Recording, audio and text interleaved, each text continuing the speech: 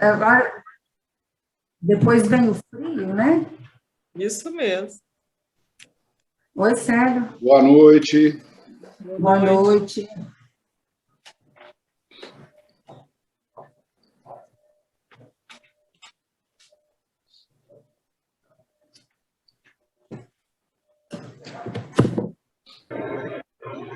Boa noite, pessoal.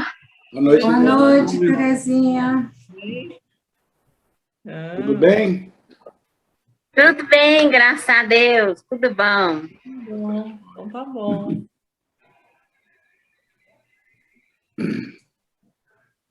Hoje eu não fui no estudo, né? Não. Foi não. A Aparecida estava aqui, aí eu tive que ir nos lugares com ela. Falei, aproveitar. Mas tá tudo bem. Anteontem eu tomei quimioterapia. Fez? E até agora tá bom. Beleza. Graças a Deus. É.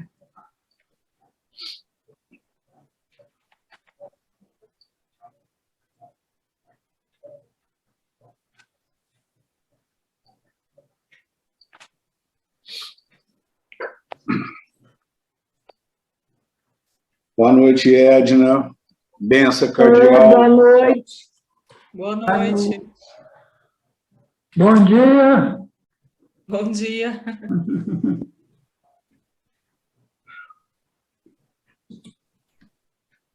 Oi, Viviane. Oi, boa noite. Viviane, Regina, Célio. Deixa eu ver, cadê meu livro? Viviane, Oi. não vai passear lá na Ucrânia, não, viu? Oi? Não vai passear na Ucrânia, não, nem na Rússia. Ah, pode deixar, eu não vou, não. Você ganha na Mega Sena e fica entusiasmado em viajar? Eu não estou viajando nem aqui do Brasil.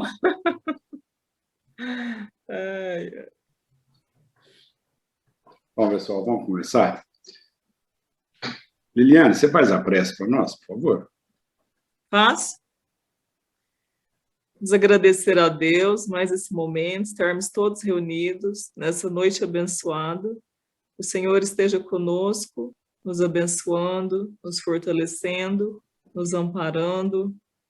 Abençoe os nossos lares, as nossas famílias, os nossos amigos, todos aqueles que amamos, que possamos fortalecer a cada dia e ter sempre a esperança, a fé, e possamos cada dia evoluir, olhar mais para o próximo, e abençoe todos os lugares, principalmente os hospitais, os asilos, os orfanatos, os presídios, nas ruas, todos os lugares de sofrimento, em especial também os países que estão em guerra, né?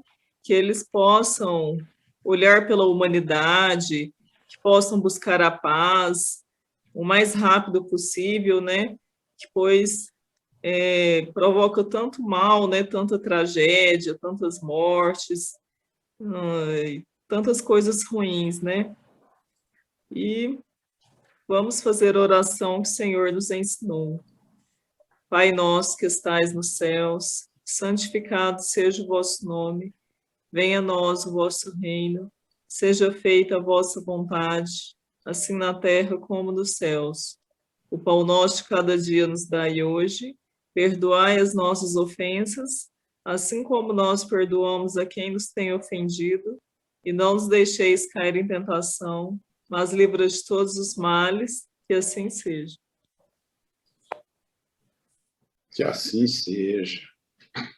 Bom, pessoal, nós estamos lá na revista Maio, né, 1859, o livro dos Espíritos entre os Selvagens. Trata-se aqui de uma carta que um pesquisador, a gente não sabe ao certo quem é a pessoa, né, mas que tinha contato, manteve contato com os aborígenes no Peru, né.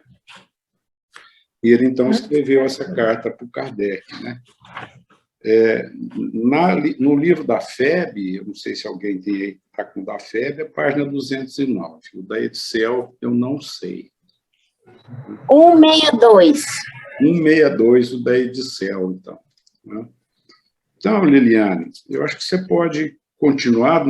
Semana passada nós pegamos só o princípio da carta, né? Eu acho até, viu, Liliane, que seria... Pode começar a ler de novo. Tem um parágrafo só que foi lido, então você pode ler a carta toda, desde o início, né? Tá bom. Então vai começar. Começar, então. O Livro dos Espíritos entre os Selvagens. Sabíamos que o Livro dos Espíritos tem leitores simpáticos em todas as partes do mundo, mas com certeza não teríamos suspeitado encontrá-lo entre os selvagens da América do Sul.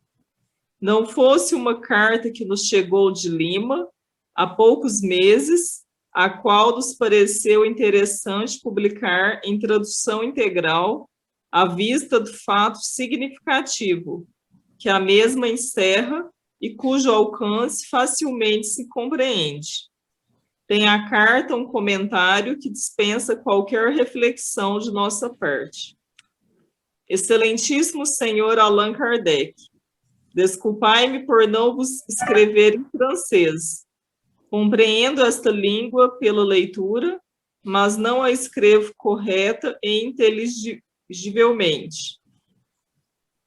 Há mais de 10 anos frequento os povos aborígenes que habitam a encosta oriental dos Andes, nessas regiões americanas dos confins do Peru. Vosso, o Livro dos Espíritos, que adquiri numa viagem a Lima, acompanha-me nessas solidões. Não vos admireis que eu diga tê-lo lido com avidez e que o releio continuamente. Também não viria tomar o vosso tempo com tão pouco, se não fossem certas informações que vos devem interessar e se não desejasse receber os conselhos que espero de vossa bondade, pois não duvido que os vossos sentimentos humanos estejam de acordo com os sublimes princípios de vosso livro.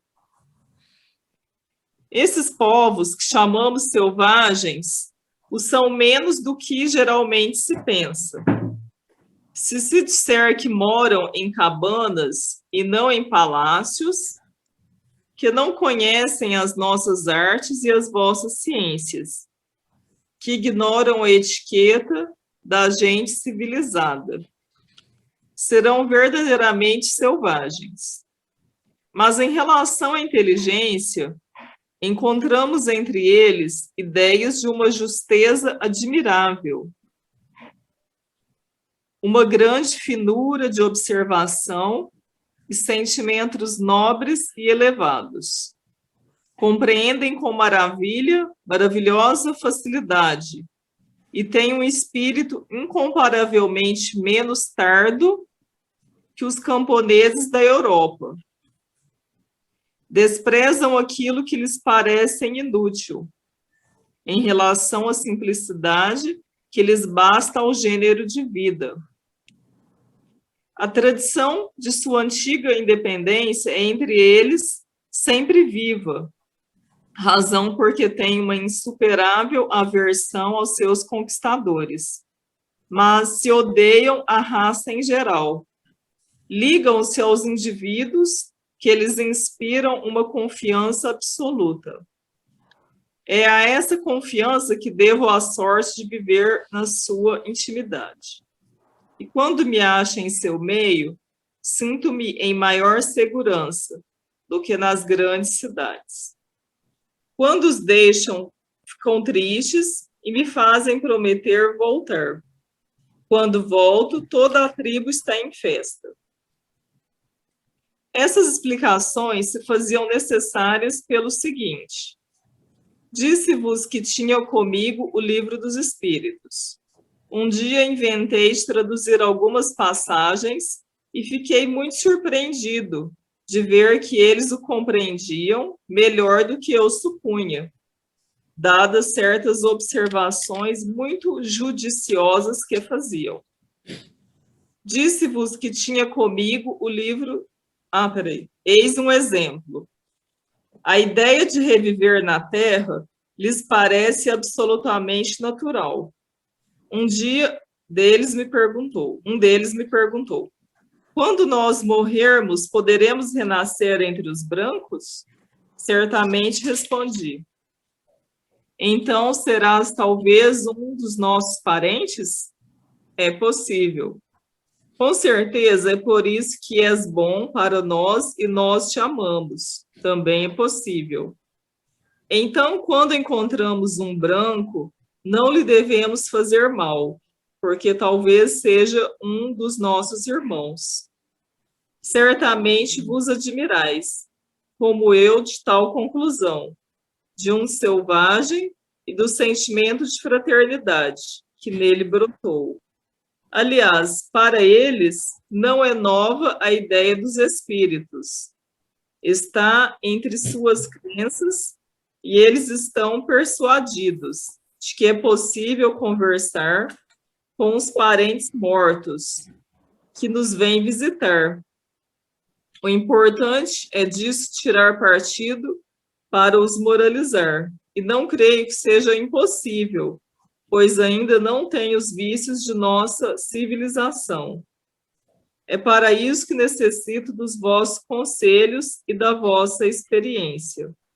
A meu ver, não há razão para supor que só podemos influenciar as criaturas ignorantes, falando-lhes aos sentidos. Ao contrário, penso que será entretê-las nessas ideias estultas e lhes desenvolver as inclinações para as superstições. Penso que o raciocínio terá sempre um domínio mais duradouro, quando nos soubermos colocar no nível das inteligências, aguardando a resposta com que espero, me obsequiareis, recebei e etc. Dom Fernando Guerreiro. É uma carta, né? E no início, você já tinha falado, né, que é lá no Peru, né? E eu achei interessante, ele fala que eles são povos selvagens, né? Mas são pessoas, assim, são civilizadas, né? Não são, assim, tão ignorantes, né? São selvagens, mas eles têm uma inteligência, né? Igual ele cita aqui, ó. Uma justeza admirável, uma grande finura de observação e sentimentos nobres e elevados. E eles compreendem, né, a maravilhosa facilidade que tem o espírito, incomparavelmente menos tardo que os camponeses da Europa. Então, eles são pessoas, né, que já tinham, né, não são, assim, são selvagens, mas, né, são pessoas também inteligentes, né, têm seus valores, né, e comenta aqui também que ele citou aqui num trechinho que ele fala que quando eles deixam eles ficam tristes, mas depois, quando ele volta, a tribo toda está em festa, uma coisa assim, né? Comentou também do Livro dos Espíritos, né? Eles tinham uma compreensão, né? Eles achavam que eles não entendiam nada, mas eles compreendem sim. E cita mais coisas, mas assim, é bem interessante, né, essa carta. E falou aqui, né, o importante é tirar partido para moralizar, e é isso aí. Se vocês quiserem comentar, fique à vontade. Alguém? Esse povo aí serão os incas? Serão os incas? Provável, né? Porque ele não falou nada. A gente tem que adivinhar. Pois é, em 1850, por aí, como que era lá? Eram índios? Eram índios. Acabado. Eram os índios, né? Mas Nessa época. morreram tudo, depois reencarnaram em outros povos ali, mas com a mesma crença, né? Os incas eram muito evoluídos. A gente percebe aqui, né, pessoal, que isso já é de conhecimento nosso aí, através da história, o que nós chamamos de selvagens, né, ou os índios, seja de que continente for, o senso de espiritualidade deles já era muito mais desenvolvido do que o branco, né, do que o europeu, né? Espiritualidade, não estamos usando de espiritismo, né? Mas os mortos, o campo santo, o campo sagrado, quer dizer, os pajés, os que chamávamos de feiticeiros, né? Já tinha mediunidade, já tinha contato com os espíritos. Então, e me chamou muita atenção esse parágrafo que a gente gostaria de destacar, que é esse diálogo de um deles com o Dom Fernando aqui, quando ele traduz alguns trechos do Livro dos Espíritos para ele, e ele pergunta, né, quando morrermos, poderemos renascer entre os brancos? E ele responde, sim, certamente. Então, seria talvez um de nossos parentes, quer dizer, você poderia ser um de nossos parentes? E ele responde, é possível. Sem dúvida, é por isso que és bom e nós te amamos. Olha, é índio, hein, gente? Selvagem. Lá em 1800, 1860, por aí, 1850. Aí ele fala, né? Também, então, quando encontrarmos um branco, não lhe devemos fazer mal, porque talvez seja um dos nossos irmãos. Olha que coisa bonita. Um índio, enquanto que a Europa recusando, combatendo, criticando, queimando livro. Mas, Celim, Oi. a Europa estava preocupada em amealhar riquezas. E os índios lá selvagens, eles pegavam aquilo para sobreviver. Então, eles tinham mais um instinto de pensar em Deus, de observar a natureza, de agradecer, do que nós brancos, porque o nosso sentido é sempre querer mais. E o deles, não, é o que viesse estava bom. Então, parece que eles se espiritualizaram mais do que nós brancos. Renata, inclusive, a história mesmo conta, né, por exemplo, a dificuldade que os colonizadores no Brasil tiveram para fazer os índios trabalhar como eles queriam, né? Então, isso foi um dos motivos que veio a escravidão, né? Quer dizer, importaram os africanos. Porque para o índio ele não conseguia entender para que plantar esse tanto de alimento, se nós não vamos comer tudo isso. Exatamente. Eles não, mas para que plantar tudo isso? Terras, né? Para que desmatar a floresta se nós vamos usar 3 árvores? Então, quer dizer, essa carta é bastante interessante, né? Quando o Dilson escolheu, colocou no escopo do estudo, foi mais para mostrar isso mesmo, né? Oi? Esse guerreiro aqui morou entre eles, não é só visitou, não. Em vidas passadas, ele morou lá. Ele resgatou dicas morando com eles há alguns séculos. Ele tinha uma inteligência mais avançada que os incas, né? Porque ele tinha a cultura ocidental. Não, isso acontece com muito selvagem. Recebe espírito que teve mau comportamento com o selvagem, reencarna lá para ser o pai deles, né? Para ajudar eles na cultura, na inteligência. Então, ele é uma pessoa evangelizada, não é só culto, né? O guerreiro. E a gente está vendo aí que eles têm um bom coração verdadeiro, né? Sem dúvida. Povos famosos, incas, astecas, como é que chama o outro? São 3 povos aqui da América famosos. Incas, astecas, estou ruim de cabeça. São 3. Eu não lembro, falta. São todos 3 altamente evoluídos. Lá no México, no Peru.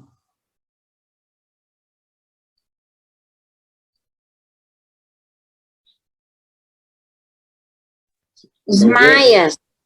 Os maias, isso. Sim. Ô, Terezinha. Todos três muito evoluídos. Santa Terezinha. Vem aqui, ó. Deve ter ido na internet. Ali, mas aí a Terezinha foi mais esperta do 13. Os maias, é isso aí. Não, Olha eu fiquei foi tentando lembrar mesmo, também não lembrava, não. A gente aprende lá na 8ª série, 7ª série, né? Sim, sim. E até hoje a gente lê muita coisa sobre eles, né?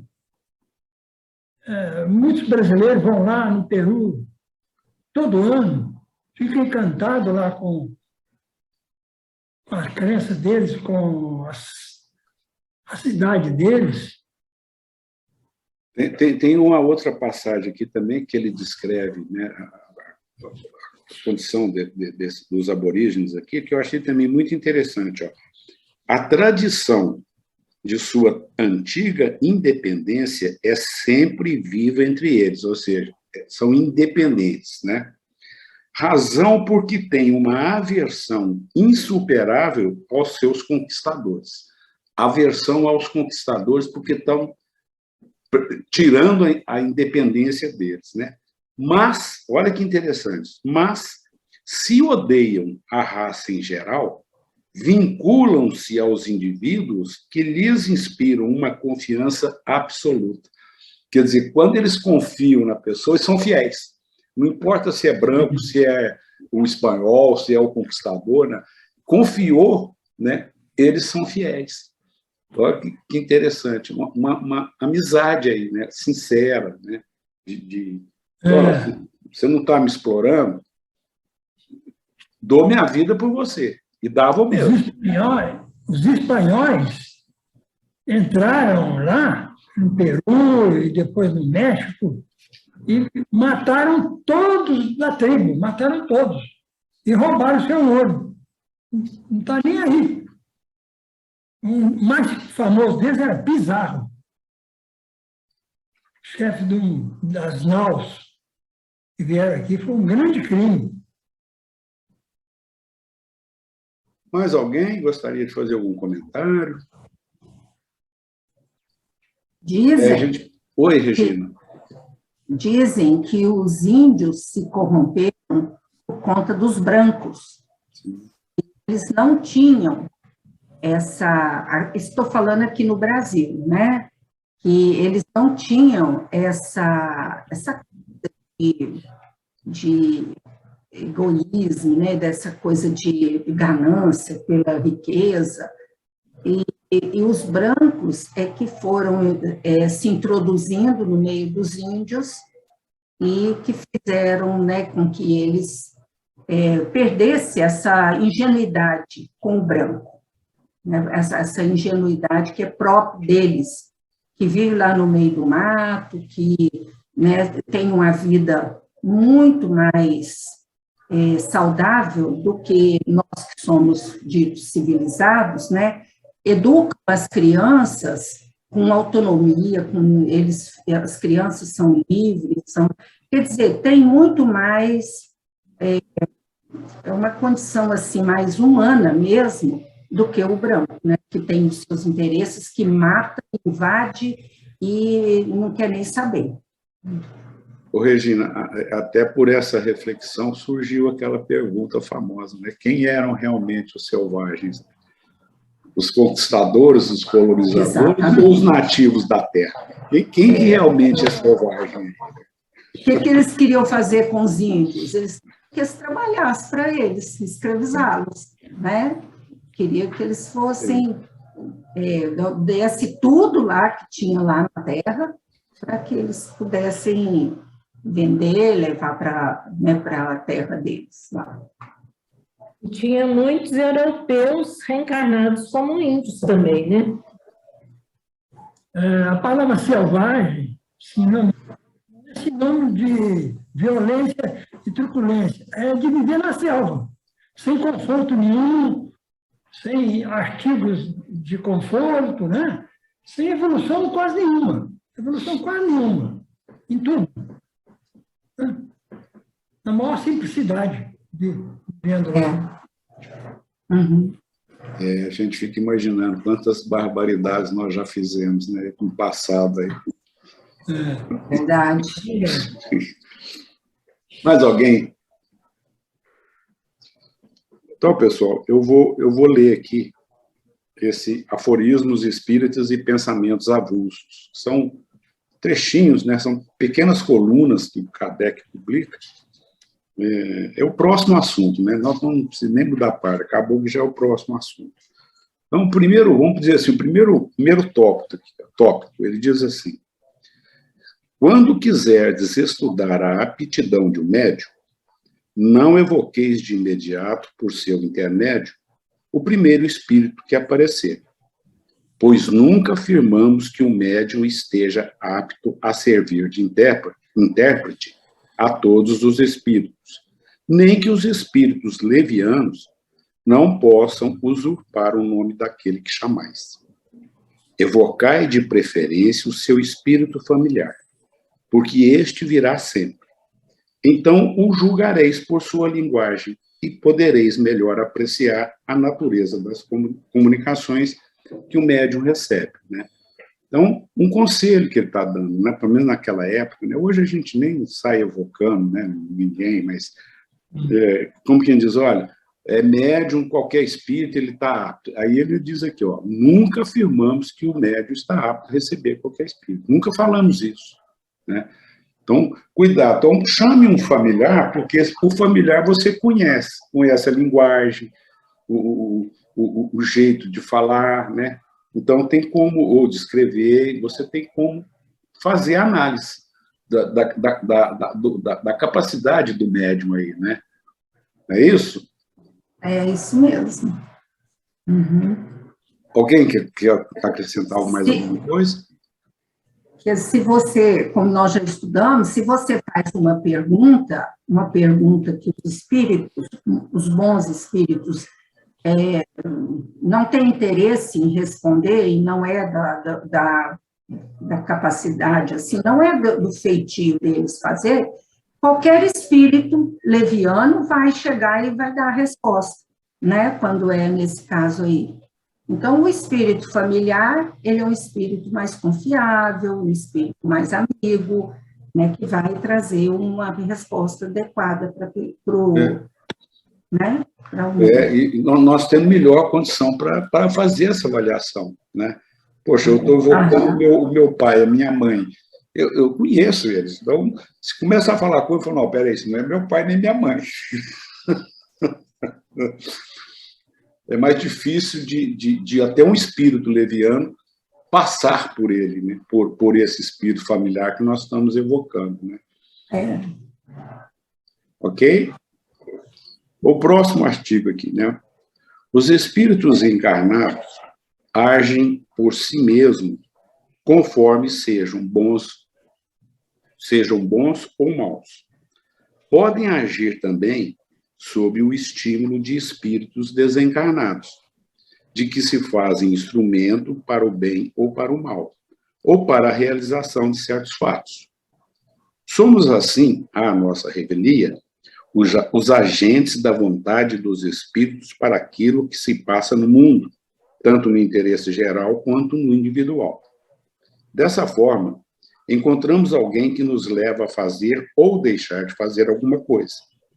Pensamos que é o caso que nos envia quando, na maioria das vezes, são os espíritos que nos impelem uns para os outros, porque esse encontro deve conduzir a um resultado determinado. Quer dizer, resumindo aqui, a pergunta lá que foi feita no Livro dos Espíritos, né? Se os espíritos influenciam a gente, na resposta, muito mais do que vocês imaginam. Aqui, no artigo aqui, ele volta a confirmar a resposta dada pelos espíritos, né? A influência, né? Por intuição, tanto para o bem quanto para o mal, né? Então, como que diz, é como se eles mandassem nós muito mais do que nós imaginamos, né? Ô, Sérgio, Oi. muitas vezes os espíritos iluminados, né, tratam nós como criança. Criança mental, não é criança da Terra, não. É criança mental. A nossa ignorância das verdades é muito grande. Quando ninguém quer estudar, quer aprender, e é uma ciência muito grande, muito profunda, né? Então, os espíritos ficam jogando, né? Ideia para um para outro, fazendo eles conversar sobre aquilo e aprender. Animar, entusiasmar. Eles entusiasmam mesmo. Mais alguém?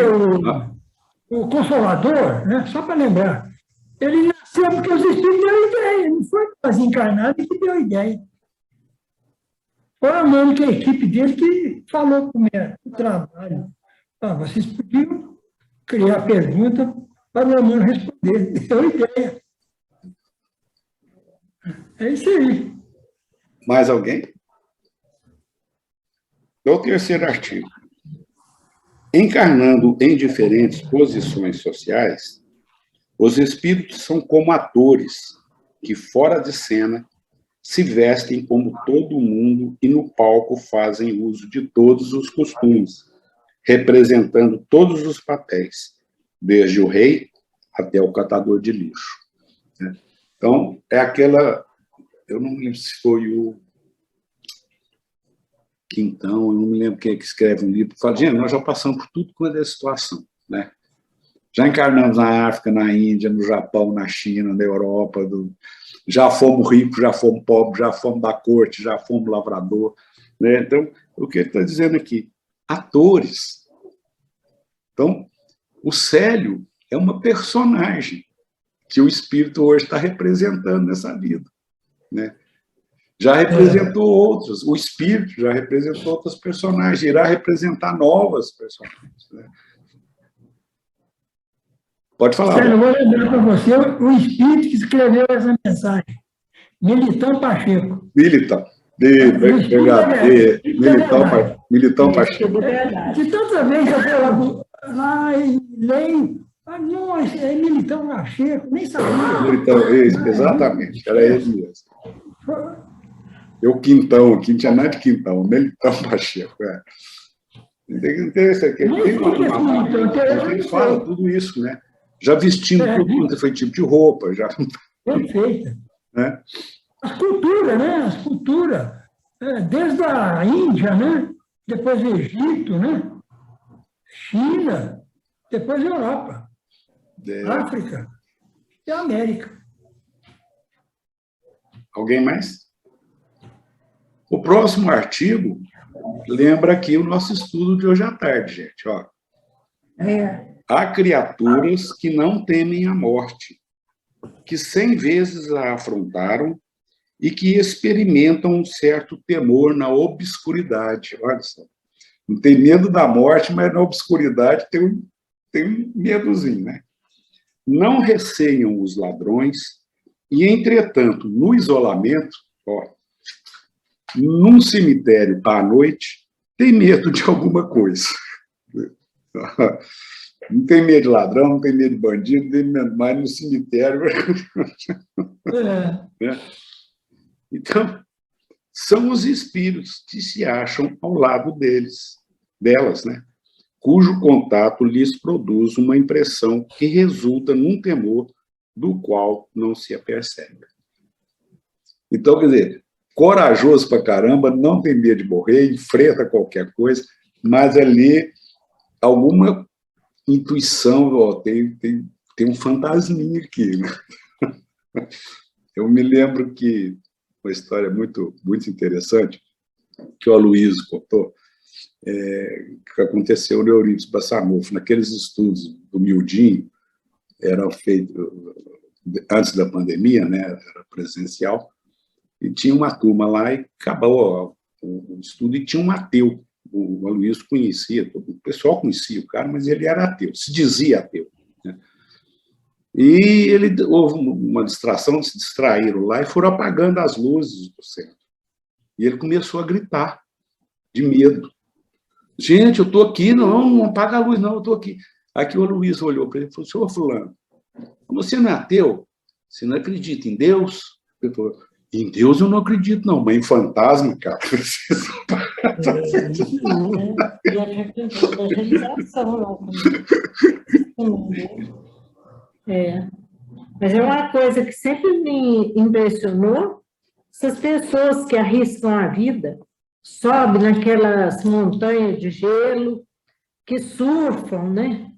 E coisa que está arriscando, pode morrer. E não tem medo. Todo mundo tem cuidado com a vida, né? Eles não. Fazem coisas absurdas, né? Isso aí. Alguém mais? Então, o último artigo. As origens que certos espíritos nos dão pela revelação de pretensas existências anteriores, muitas vezes são um meio de sedução e uma tentação para o nosso orgulho, que se envaidece de ter sido tal ou qual personagem. Aqui o Kardec foi muito sutil, né? Vou dizer, cuidado com o médico que está dizendo para você, ó, você foi isso na encarnação passada, ou há 3 encarnações anteriores, aí você, Chico, eu fui um leão, Chico, que comia os cristãos lá na arena, Chico. Aí o Chico, é mesmo? Então nós vivíamos juntos, porque eu era o piolinho lá da juba do leão. Gente, é muito... Olha, as pessoas acham que, né? Eu fui da corte. Ou, ixi, eu já fui inquisidor, matei um monte de gente. E se envaidece com isso, acho que foi importante. Mesmo como inquisidor. Sempre em posição de poder, né? Sempre, né? Sempre. Né? Coisa ruim, mas a pessoa fica... Não, ixi, eu já fui isso. Hoje eu não sou mais, hoje eu sou melhor. Eu estou bom para caramba hoje. Hoje eu estou ótimo.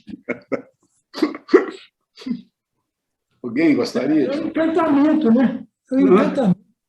É isso que eu falei, está encantado. É uma crença infantil para o espiritismo. Tem muitos médiums intelectuais aí que cuidam disso.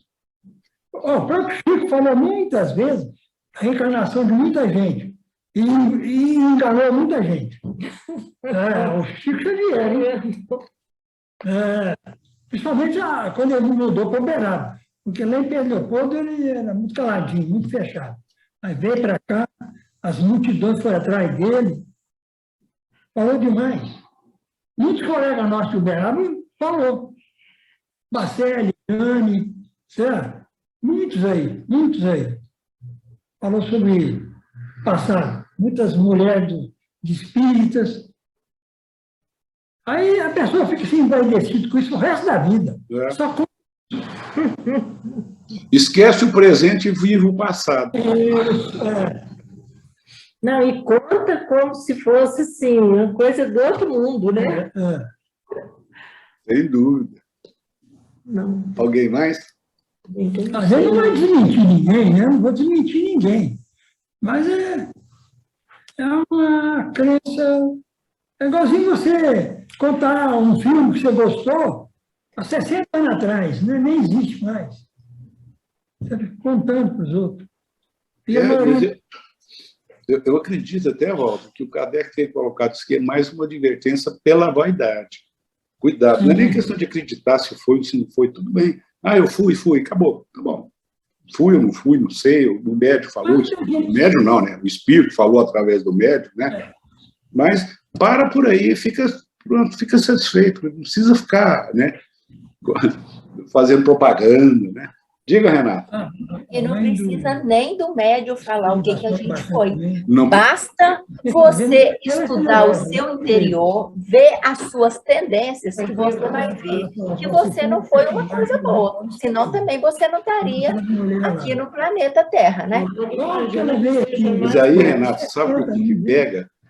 Essa reflexão, eu acho que assim, gente, eu já fui um cara muito ruim. O que envaidece é saber que eu fui um ruim, mas um ruim famoso. Um ruim conhecido. É isso que cresce. Ele devia sentir a vergonha. Continua no mesmo erro, a vaidade. A vaidade. Não mudou. A vaidade, né?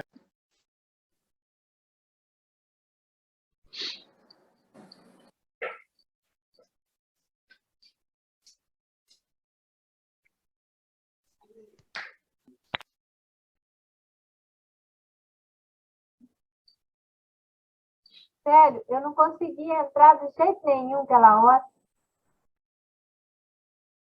Não abri. Oi, Ivonete. Oi, Liliane, tudo bem? Tudo jóia. Bonita de vermelho. Ah, obrigada. Bom, vamos dar continuidade? Depois, daqui a pouco a Edna e o Walter entram, a Renata está entrando. Ô, Célio, eu queria só fazer um comentário. Opa!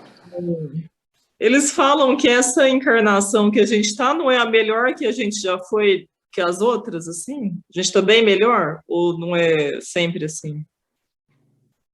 Não, eu acredito que a gente está sempre progredindo, né? Evoluindo. Né? Agora, você afirmar que é a melhor, não sei. Pode ser até a mesma. E tem pessoas que não estão aproveitando bem, né? Igual quem, por exemplo, vai para o mundo da criminalidade, ou sei lá, tantas coisas aí. Liliane, isso aí é uma resposta, eu vou te dar, ela é muito pessoal, né? E aí os demais também te respondem a mesma pergunta, mas eu sempre falo para as pessoas que a gente convive nos estudos, né? A Edna, o Walter, a Regina, o pessoal que a gente tem quase que ficando aí juntos a semana toda, eu sou otimista. Às vezes eu falo um monte de coisa, mas eu acho que a gente está progredindo, sim.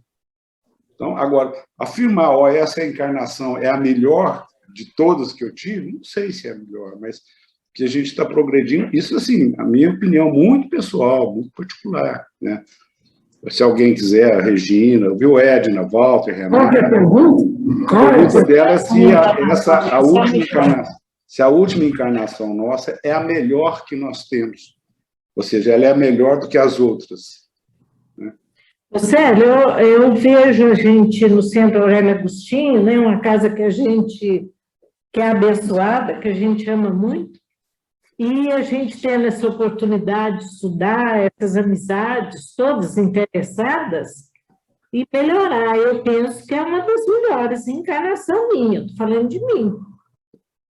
Pela oportunidade. E pelo espiritismo. Do espiritismo. Não é só o centro. Mas é a equipe. Quando eu falo Centro Aurélio Agostinho, é a equipe, um apoiando o outro, criando os estudos, tarefa, tudo isso é demais. Por exemplo, aqui a Kardec está falando da vaidade, né? Quem tem vaidade tem inveja. Então, é mais. E quem tem inveja, pisa nos outros. Pisa em tudo. Até numa sopa. Até num bordado. Até num texto, uma frase que escreve. Uma palestra de 15 minutos. Gosta de competir demais. A competição, né? O que é triste é isso aí. O que é triste é isso aí. Então, o Kardec analisou aqui muito bem. Mais alguém gostaria de responder também a pergunta da Liliane? Bom, pessoal, então, o próximo assunto é junho, né? Intervenção da ciência no espiritismo. Olha aí, ó, o consolador que nós estamos começando aí, ó. Isso mesmo. Intervenção da ciência Primeira pergunta é essa. no espiritismo, né? FEB, página 225. Se alguém tiver a página da Edicel aí. Página 177 da Edicel. 177. Ok. Não tem autor, então, quando não tem autor, é Kardec. Né? Isso. Valtinho, lê para a gente aí, um tanto bom aí, que você achar que deve parar para perguntar, tudo bem. São 4 páginas. Não, ela é longa. Isso vai aí. Vai algumas quintas aí. Intervenção da ciência no espiritismo. A oposição das corporações científicas é um dos argumentos incessantemente invocados pelos adversários do espiritismo. Por que não se deram aos fenômenos das mesas girantes? Se aí tivesse visto algo de sério, não teriam tido o cuidado de desprezar fatos tão extraordinários e ainda menos de os tratar com desdém.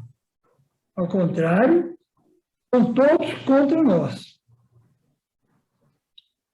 Não são cientistas à luz das nações? Não é seu dever espalhar a luz? Por que querias que eles a abafassem quando se apresentava tão bela ocasião de revelarem ao mundo uma força nova? Você entendeu? Eu não entendi, não. Estou fazendo uma pergunta. Você pegou alguma coisa? Eu comecei para a gente ficar lendo só. A oposição das corporações científicas é um dos argumentos incessantemente invocados pelos adversários do espiritismo. Tá, os cientistas são os principais contraditores, né, do espiritismo. Né? Então é isso. Por que não se deram aos fenômenos das mídias? Quer dizer, eu também nem sabia. Eles não seguiram as mesmas fenômenos, né? Então já ajudou. Para começar, grave erro é pensar que todos os cientistas sejam contra nós. Pois que o espiritismo se propaga precisamente na classe conhecida. Perfeito isso aqui, isso é perfeito. 80% dos espíritas são intelectualizados. Gosta de livro, gosta de pensar. Só existem cientistas na ciência oficial e nos corpos constituídos? Pode prejulgar-se a questão pelo fato de não desfrutar o espiritismo foros da cidade?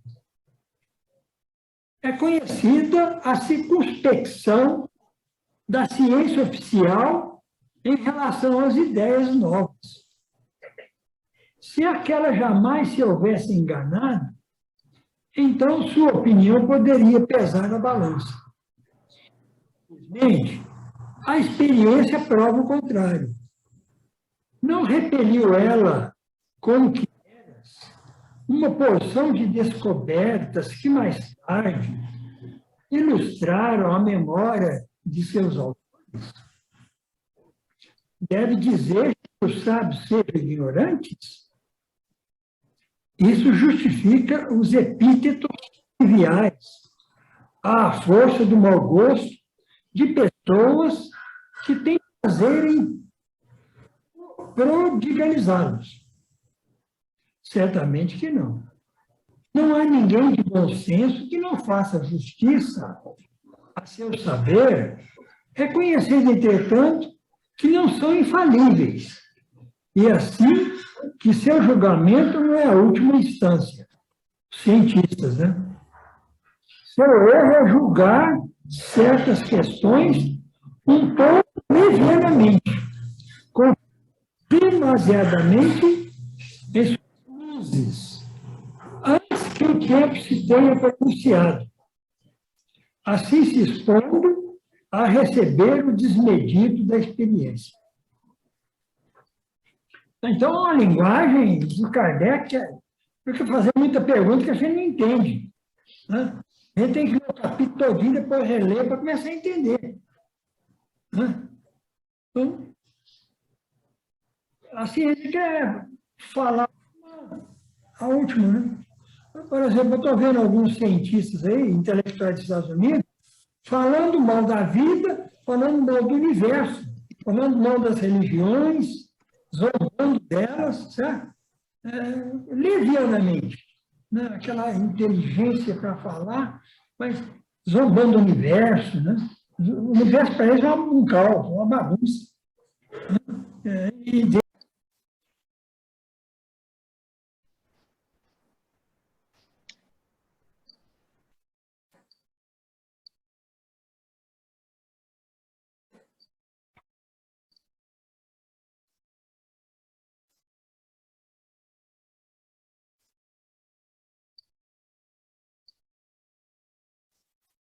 Oi, Liliane. Liliane. Liliane. Oi, Liliane. Regina, você está me ouvindo? Oh, meu computador saiu do ar. Eu também. Ah, que coisa engraçada. Por isso que eu estou entrando de novo. Liliane, você está vendo a gente? Está ouvindo? Renata? Eu entrei de novo. O meu caiu. O meu Caiu. também. Caiu O de meu novo. também. A gente conectou de novo.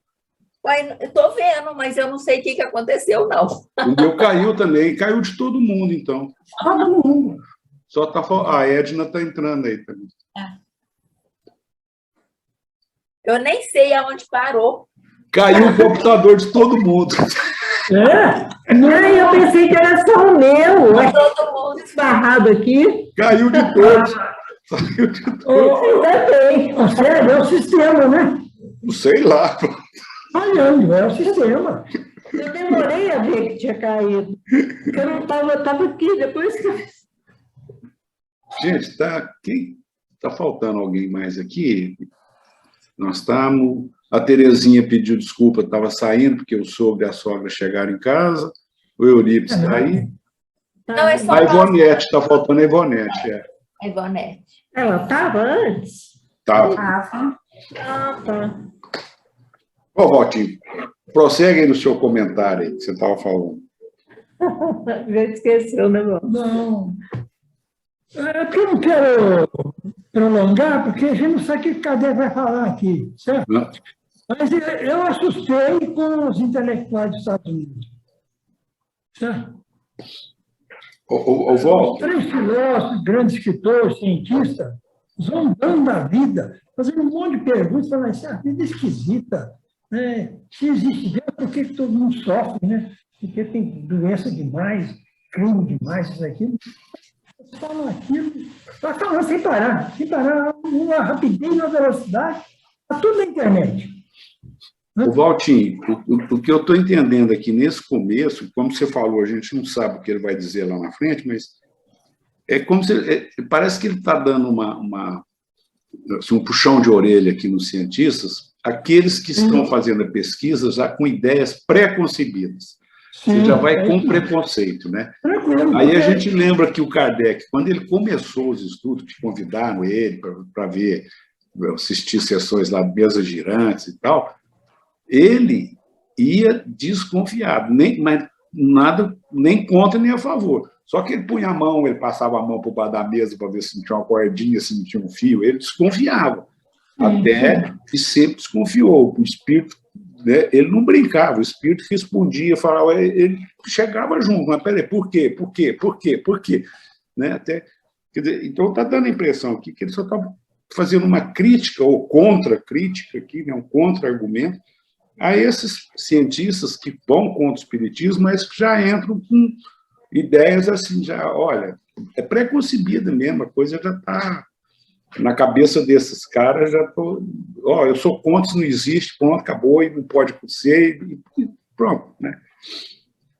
Eles falam, né, sem estudar o motivo, estudar o porquê, sem saber, sem conhecimento de causa, sem ir lá ver as coisas, aí a pessoa, às vezes a gente fala assim para a pessoa, vamos fazer isso, a pessoa já fala, não, eu não dou conta, eu não vou fazer.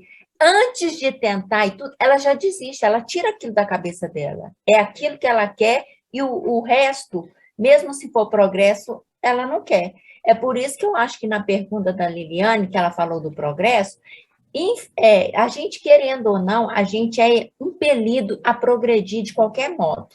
Mesmo que a gente não acredite, porque a vida empurra a gente. e através da dor e de alguma coisa, de qualquer jeito a gente progride.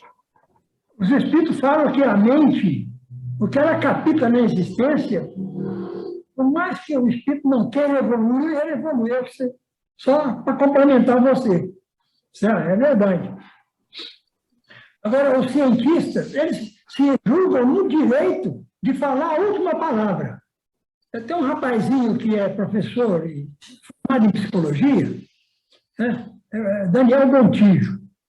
Ele faz muita entrevista, ele tem inteligência, muito, até bom coração. Ele falou assim, olha, eu li as obras básicas do Espiritismo, cheguei à conclusão que o Espiritismo está errado, porque está falando que ele é ciência, ele não é ciência. O Espiritismo não é ciência. Por quê? Porque ele queria o Espiritismo com laboratório, né? Fazendo pesquisa em telescópio, analisando os fenômenos da natureza, tudo aí. Nós estudamos ciência, nós não fazemos ciência. É sério. Nós fazemos ciência, nós estudamos ciência.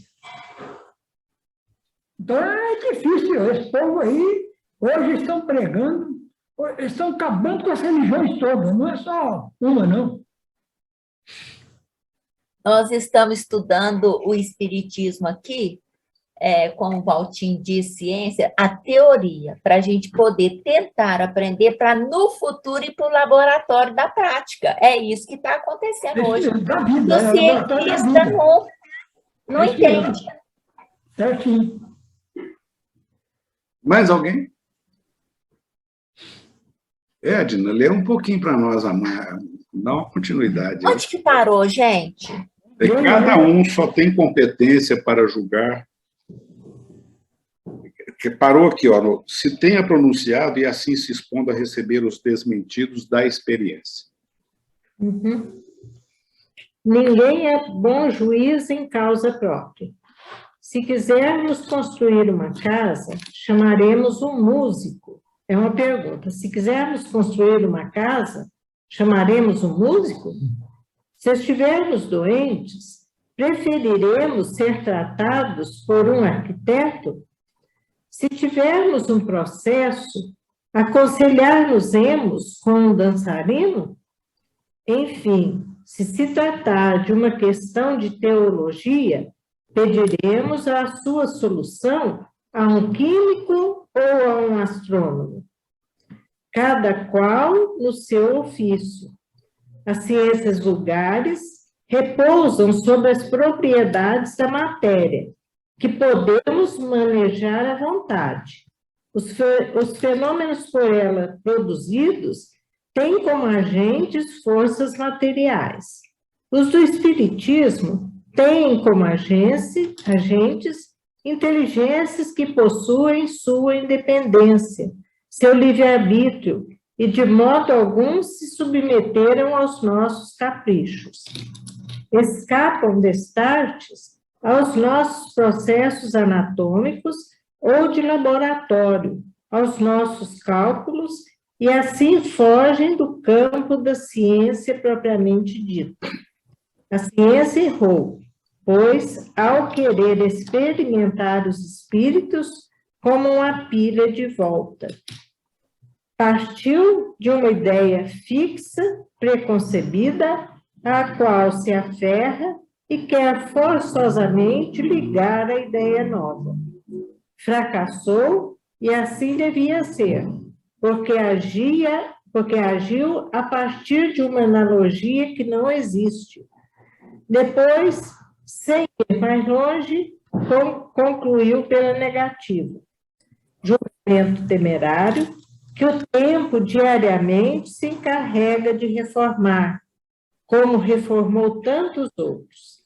E aqueles que o pronunciaram, o fizeram para a vergonha de haverem levianamente assumido uma posição falsa contra o infinito poder do Criador.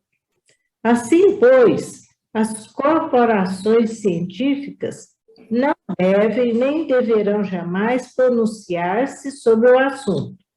Este escapa à sua alçada, assim como o direito de declarar se Deus existe. É, pois, um erro tomá-las como juiz.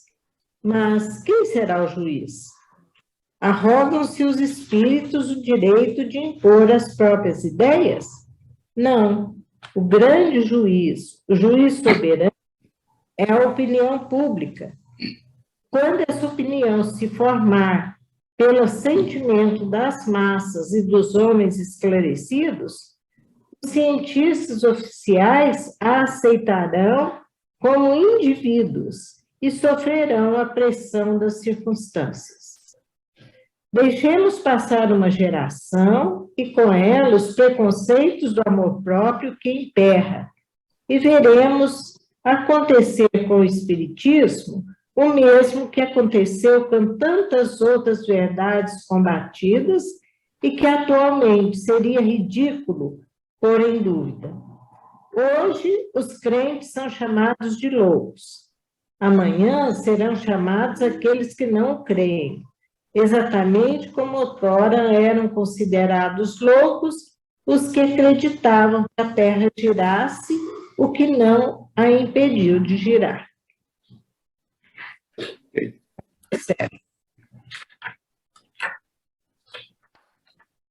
É difícil comentar essas ideias de Allan Kardec, né? Ele mistura tudo, né? Interessante, ele chama a atenção mesmo da ciência, né?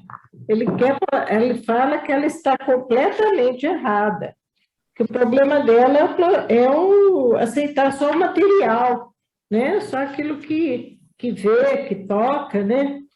Então, é onde ela repudia, né, a doutrina dos espíritos. Depois ele fala que o juiz, né, o grande juiz, é a opinião pública. Eu achei interessante isso, porque as pessoas não têm títulos nem nada, então eles vão tentar ver, né, estudar aquilo e, no fim, eles vão dar a opinião deles, né? Então, é uma opinião mais sincera, não é uma opinião cheia de vaidade, né? E depois ele fala, quando essa opinião se formar pelo sentimento das massas e dos homens, né? Aí o cientista vai aceitar, né? Mas depois... Ô, Ed, você lendo aí, me veio a lembrança aqui dos fariseus e dos escribas, que chegavam para Jesus e falavam, dá-nos um sinal, dá-nos um sinal, me dá uma prova que você é o filho do homem mesmo, que você é o filho de Deus, dá-nos um sinal. É a mesma coisa aqui. Quer dizer, os cientistas queriam manipular os espíritos, como se eles não tivessem vontade própria, como se manipula um objeto num laboratório. Né? Então, me dá prova. E, cara, vou dar prova nada, eu vou a hora que quiser. E mesmo nesse caso, Célio, foi a opinião pública que reconheceu Jesus, né? Os pobres, aquele povo sofrido, né? Depois com os discípulos. Realmente. Sério, o espírito jamais vai fazer o papel de uma placa de computador para atender a ciência. Uma placa de computador. Não é um computador mais. Por quê? Eles querem descobrir o espírito no neurônio, no hipocampo, no bulbo, na epífise, na hipófise. Eles querem descobrir. Eu não acho o espírito ali, então não tem espírito. O espírito tem. Se você atendeu, não tem sangue para atender o cérebro, a pessoa vai morrer. Vai morrendo, né? Certo? Então, outra coisa, só para encerrar. O espiritismo não precisa da ciência para evoluir. O espiritismo não precisa. Como diz, nós vamos ver hoje, né, no Consolador, né? Pelo contrário, é a ciência que precisa do espiritismo. É difícil aceitar isso. Sabe por quê? Eu vou fechar um pouquinho aqui. Nós estudamos, a maioria da ciência que nós estudamos, sério, é do mundo espiritual. Não tem nada a ver da Terra. Não tem. Nós ficamos estudando átomo, física, quântica, eletricidade. Não estamos estudando isso. Não estamos criando nada, né, Valtinho? Nós estamos descobrindo o que já existe. Isso. Ele falou, nós estudamos a teoria, nós não fazemos ciência. Isso aí. Beleza, Vamos gente? falar dos loucos, né? Oi, Ed, não entendi. Dos loucos, né? Não entendi, Ed. Ele falando aqui dos loucos, né? Ah, Hoje os crentes são chamados de loucos. Amanhã, assim, serão chamados aqueles que não creem. O povo, somos nós, né? o povo, nós, espíritas, que estamos estudando o espiritismo, nós estamos estudando para aprender e compreender. O cientista não. Ele está na razão, ele acha que o que ele fala é certo e não quer saber. Então, ele não tem a maturidade que o povo, a emoção do coração para sentir. Né? Então, falta no cientista o sentimento. E o povo fica feliz com também. uma prova. Uma comprovação pequena para eles é tudo. Para cientista, não. Então, para nós, os cientistas não tem valor, gente. Eles têm liberdade de falar o que eles quiserem, mas não tem valor para nós. Nós não vamos acrescentar eles nos nossos livros. Kardec vai chegar e colocar eles lá, não vai. Tá vamos lá, deixando... então.